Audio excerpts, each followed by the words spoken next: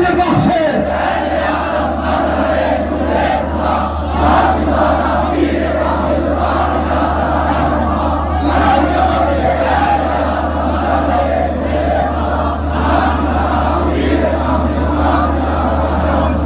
سوا 11 گھنٹے ہو گئے انہوں پتہ ہی کوئی نہیں. میں پوچھا اقبال کو انہیں کوئی کیے اقبال کہنا جب اور کلا نہیں یہ عشق و مستی ہے.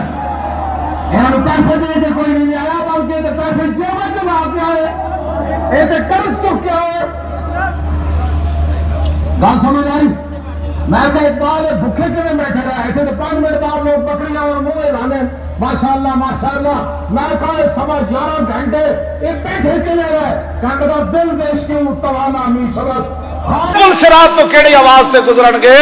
لبیک والے تو پائے کوبا پل سے گزریں گے تیری آواز پر.